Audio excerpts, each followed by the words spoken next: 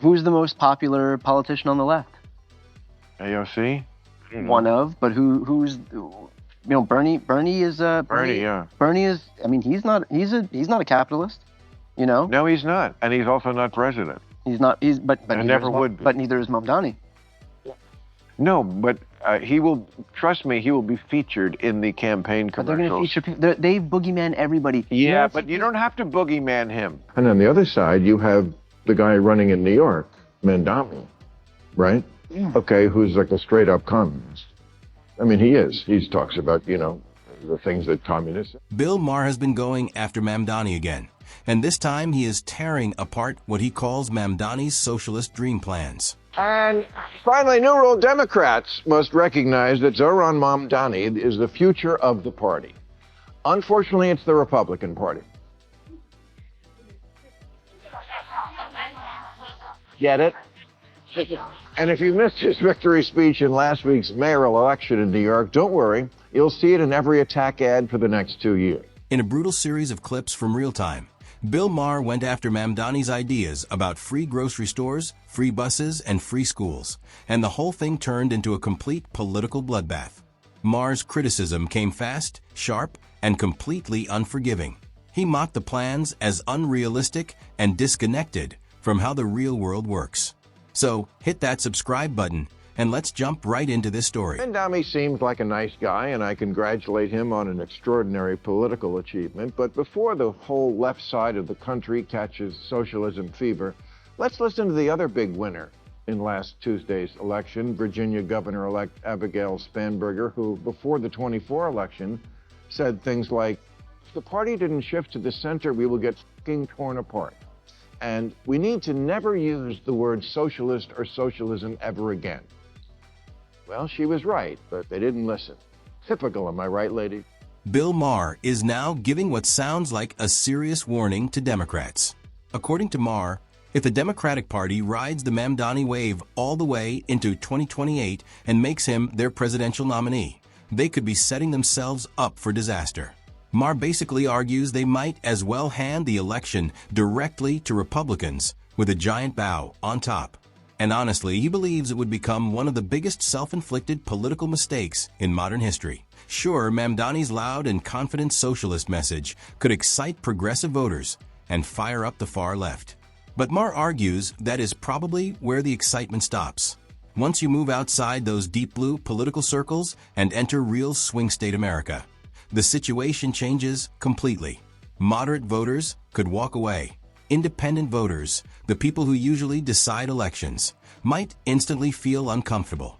And if that happens, Republicans could easily keep control of the White House for another 4 years, while Democratic strategists sit around wondering why they ignored all the warning signs before Election Day finally arrived. At least the party has a clear choice here, very clear.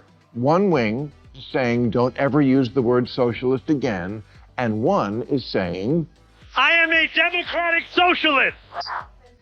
Clear, huh? So how do we decide who's right? Well, it turns out we don't really have to flip a coin. We have the evidence. In 2024, 13 Democrats won in districts Trump also won, all moderates. This isn't rocket science. All the left-leaning think tanks have done autopsies on 2024, and they all came up with the same message: move to the center. Bill Maher also points to election numbers that he says prove many Americans may actually be moving away from progressive politics and leaning back toward more moderate or center-right views. He says the 2024 election results showed this very clearly. According to Maher, voters did not simply support Trump across the board. Instead, many split their ballots very carefully, supporting moderate Democrats in key races while still voting Republican at the top. That in North Carolina, Trump reportedly won the state, but Democrat Josh Stein defeated his Republican opponent in the governor's race by around 15 points. In Wisconsin, Senator Tammy Baldwin managed to keep her seat. In Michigan, Representative Alyssa Slotkin also held on to hers. And both of those victories happened in states that Trump still carried overall. Maher says the message from voters could not be more obvious. Americans may support moderate Democrats, but they are much less likely to back a candidate openly pushing socialism. And according to Maher, if Democrats double down on a hard left agenda, they could be heading toward one of the worst election defeats in modern political history. Problem is, Gen Z thinks socialism's wired and capitalism's tired and billionaires are what's for dinner. And who can blame them? If you're 30 and still sharing a bathroom with roommates, capitalism isn't working for you. People will reject any economic system where there's strange hair on the soap.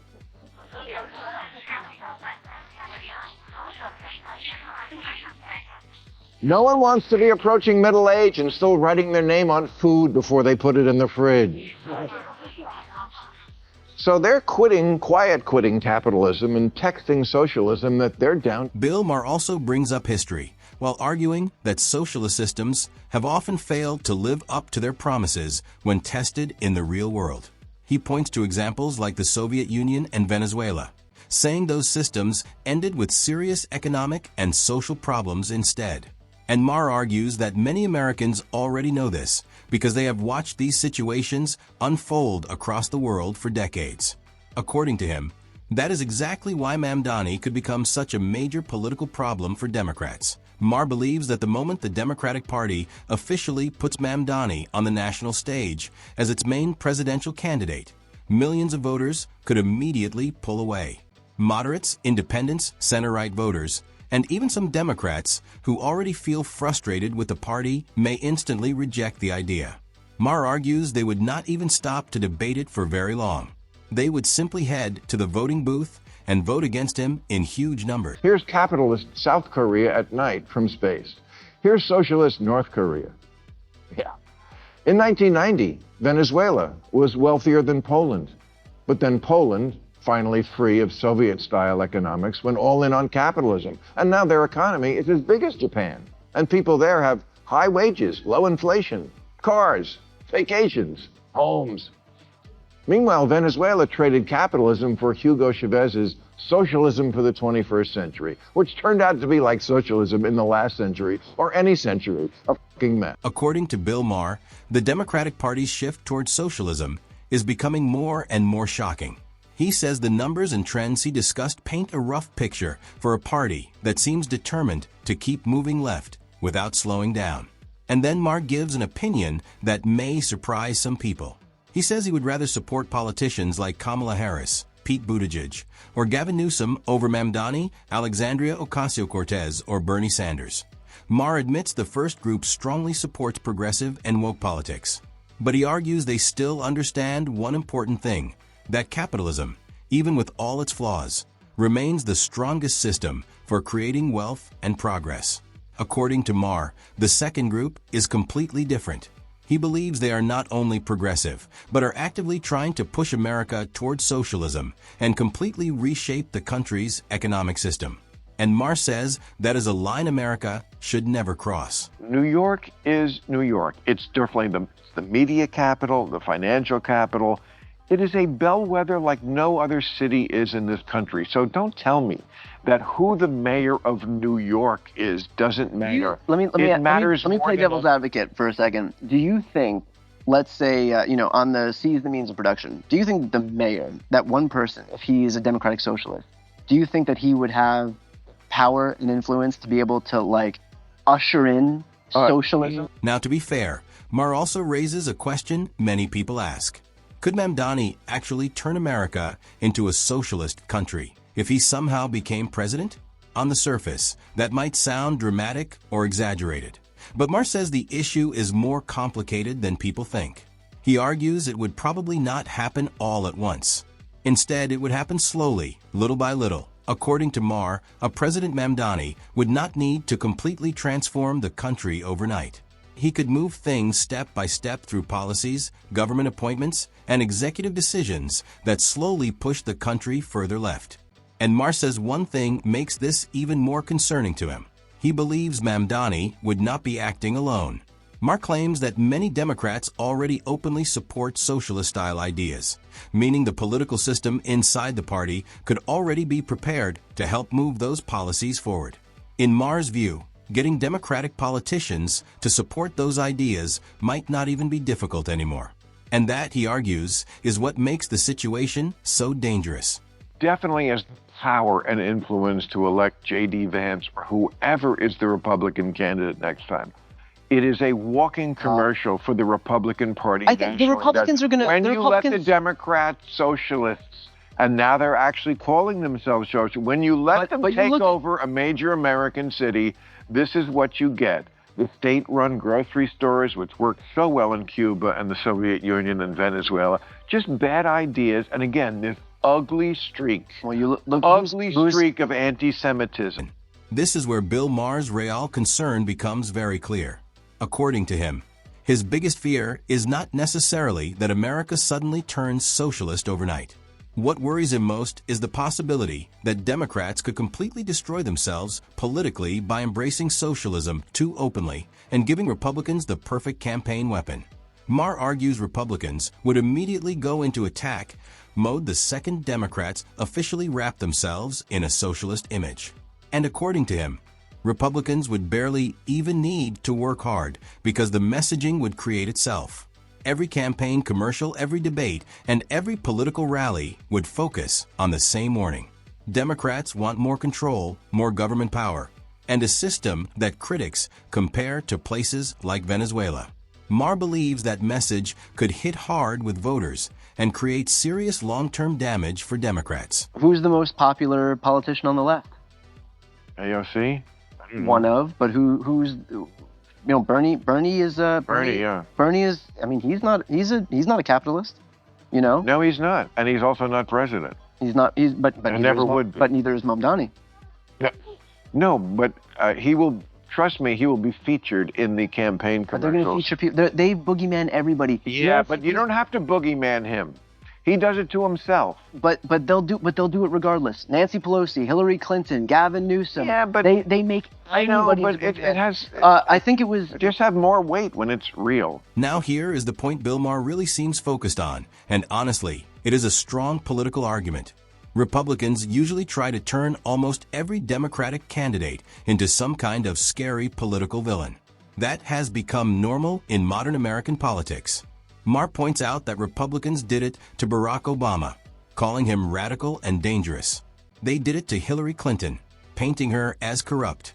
They did it to Nancy Pelosi too, turning her into a symbol for everything conservatives disliked about Democrats. But according to Maher, Mamdani is very different from those examples. Maher says Republicans would not even need to exaggerate or twist his words. They would not need clever editing or fake narratives. Mamdani's socialist views are already public, direct, and openly stated by him. He has defended those positions himself many times. And Maher argues that for Republican strategists, that is not just useful political ammunition. It is basically an entire arsenal already handed to them. This must be horrible for a guy like you, who you spent your whole life talking about how government tries to do too much, which it does, and spends too much. Here you have Trump, who is the Republican, who is aggrandizing more power than anybody, as we just talked about. And on the other side, you have the guy running in New York, Mamdani, right? Okay, who's like a straight-up communist. I mean, he is. He talks about, the things that communists say. I mean, he wants free grocery stores, free buses. I want him to win. You want him to win? Yeah. Maher also responds to people like George who argue that different political systems should still be debated fairly. Maher says there comes a point where history has already given enough evidence. According to him, socialism is no longer just a classroom theory or an academic discussion. He argues the world has already tested those ideas many times, and the results were often disastrous. Maher points to the collapse of the Soviet Union, the economic collapse in Venezuela, and Cuba's long struggles as examples. He says America does not need to repeat those experiments again just to learn the same lesson. According to Maher, the broader historical record shows that socialist systems have repeatedly struggled to succeed in practice and often failed to deliver the promises they made to people. Socialist slogan used to be, workers of the world unite, you have nothing to lose but your chains. The new socialist slogan is, trust us, this time it won't be a mess. So, yeah, when post-war labor government in Britain was about to get started, one of their leading lights was a socialist named Nurian Bevan. He said, what could go wrong? He said, we have a nation bedded on coal, surrounded by fish. It would take an organizational genius to have a shortage of oil. In 3 years, they had a shortage of... And according to Bill Maher, that is the real bottom line in all of this.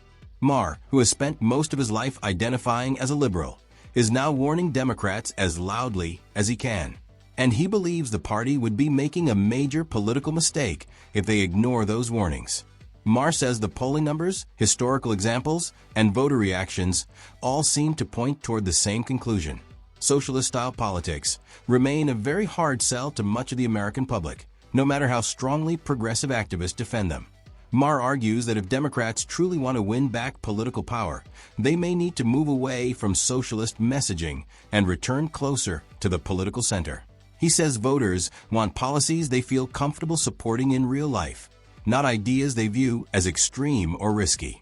Because according to Maher, if Democrats continue moving further left, 2028 may not end with a normal election loss. It could become a full political collapse for the party. And that brings us to the end of today's video. If you enjoyed this breakdown, make sure to hit the like button and subscribe for more content like this. Thanks for watching, and I'll see you in the next one.